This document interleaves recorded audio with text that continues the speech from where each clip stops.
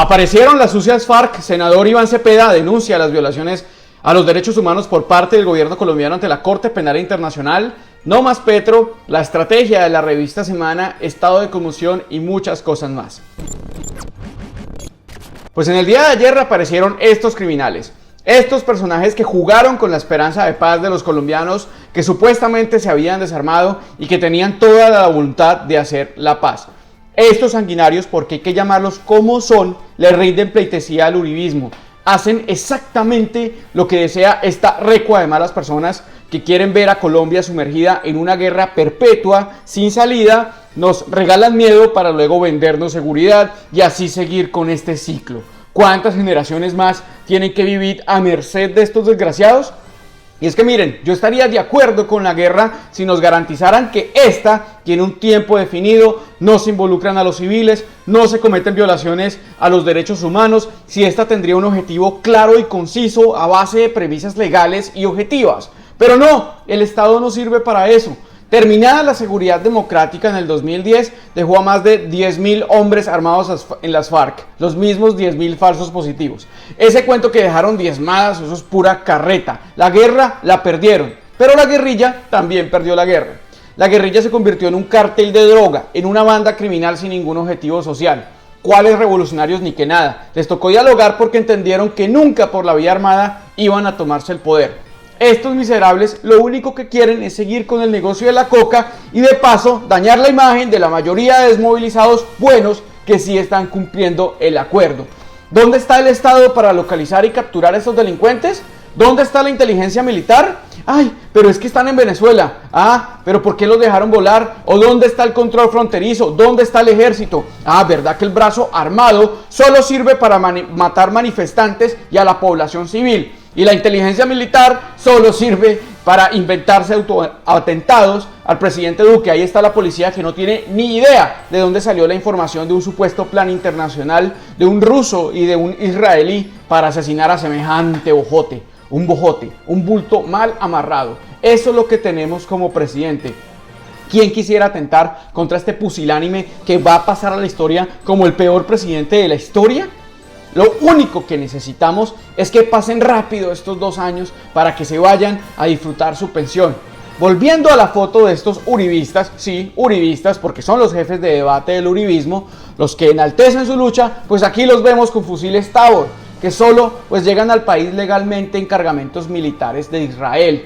¿Para dónde? Para las fuerzas especiales o comandos de policía y ejército. Sospechoso que los tengan, ¿no? Un contacto militar indica que probablemente estos fusiles los hayan adquirido en tomas guerrilleras en las que se los robaron.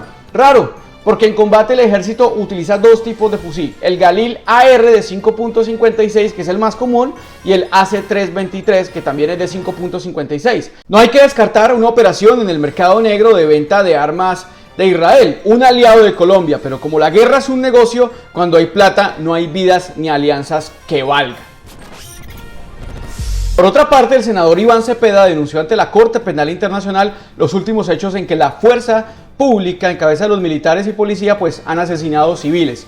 Les recuerdo que la Corte Penal Internacional puede actuar en el país cuando no opera la justicia pues de Colombia, o sea, cuando no se hace absolutamente nada, como en este caso, que después de que la policía masacró a más de 13 civiles el pasado 9 de septiembre, pues aquí no ha pasado nada, nada. La policía se niega a entregar los informes de lo que pasó esa noche a la Procuraduría, la Fiscalía no actúa de oficio, el Ejecutivo en cabeza del criminal que tenemos como ministro de Defensa, pues no hace absolutamente nada, no ha cumplido los fallos de la Corte, no ha renunciado. Entonces aquí sí podríamos hablar que la Corte Penal Internacional sí puede actuar, sí puede tener jurisdicción.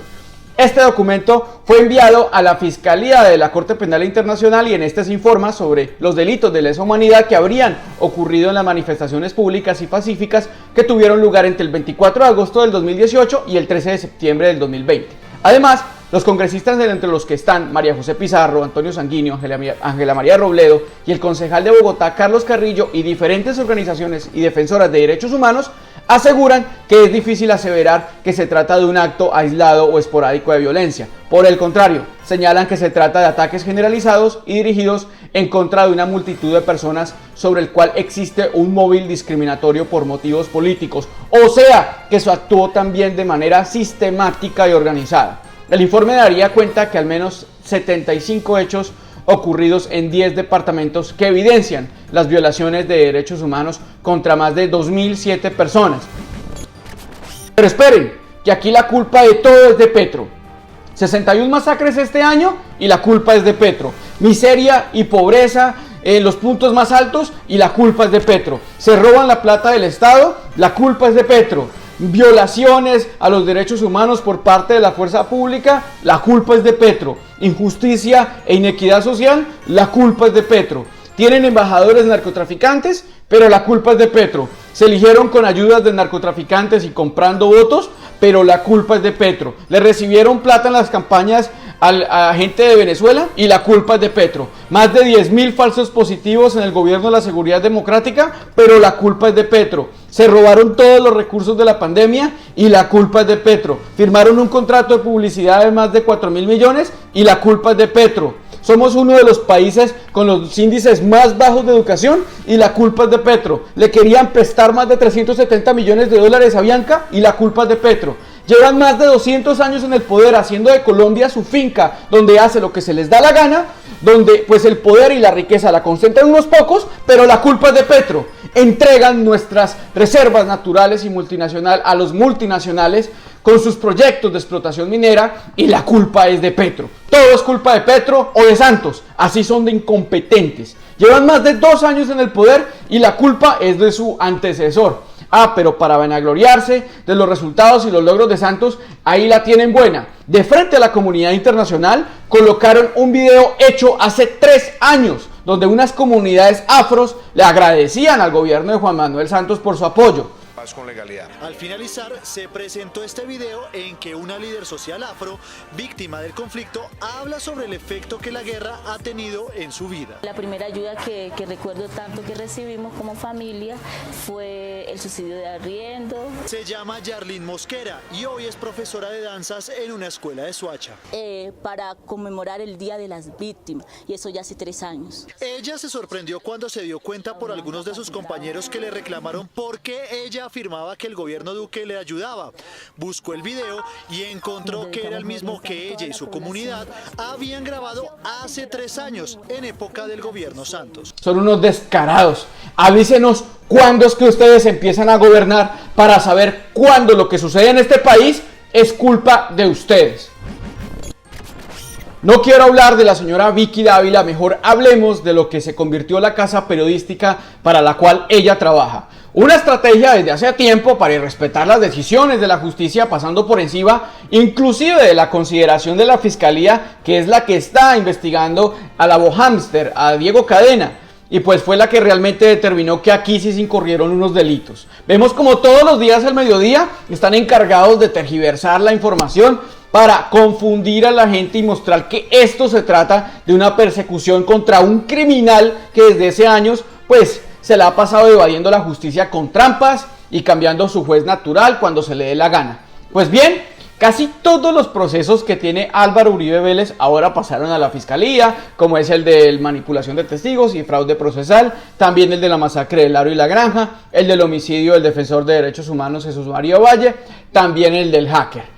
Pero el de la ñeñe política no. Ese proceso lo seguirá llevando la Corte Suprema de Justicia. Y es que recordemos que los que descubrieron ese entramado criminal que consistió en que la campaña de Iván Duque recibió apoyo y recursos de un narcotraficante de Valledupar llamado Ñeñe Hernández y que también consistió en comprar votos, fue descubierta por el abogado Miguel Ángel del Río y por los periodistas Gonzalo Guillén, Julián Martínez, como también por el abogado Daniel Mendoza, quien junto a Guillén denunciaron al expresidente Álvaro Uribe Vélez por utilizar a un miembro de su UTL para gestionar todos los intríngulis que derivaron todas esas conductas delictivas, que inclusive colateralmente se descubrió que la campaña de Duque también recibió dinero de empresas venezolanas, de empresas del chavismo, del castrochavismo según ellos.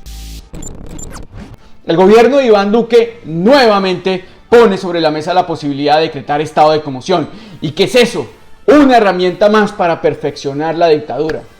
Eso está estipulado en el artículo 213 de nuestra Constitución y pues se puede aplicar cuando existe una grave perturbación al orden nacional que atente en contra de la estabilidad nacional y la convivencia ciudadana. Se puede decretar por un término de 3 meses y se puede renovar previa autorización del Senado de la República, de ese que no sirve para nada. ¿Y qué podría hacer el gobierno? Pues podrá tener las facultades para seguir gobernando a punta de decretos y dejar sin efectos algunas leyes, puede controlar la radio, la televisión, puede controlar la movilidad, prohibir manifestaciones, puede ordenar la detención de personas, ordenar interceptaciones, de todo, puede suspender alcaldes, gobernadores, decretar disposiciones para esos municipios. Y aunque es una herramienta de nuestra Constitución, pues repito, puede ser un arma en contra del Estado Social de Derecho que bastante pisoteado sí está por este gobierno. Muy grave donde esto llegue a pasar. Pero bueno, para eso es imperativo la movilización ciudadana de todos los sectores y en contra de este gobierno fascista y criminal. El grupo Movida ya envió un derecho de petición para que cesen los ataques a la población civil y pedir explicaciones del por qué no ha renunciado el ministro de Defensa y toda la cúpula de la policía. Las razones por las cuales este gobierno se ha puesto del lado de los verdugos y no del parte del pueblo, que es el constituyente primario y quienes para ellos gobiernan. Se debe exigir la renuncia de todos los responsables de la masacre ocurrida el anterior 9 de septiembre y de la cual pues tienen responsabilidad, repito, el ministro de Defensa Carlos Homs y toda la cúpula de la policía completa.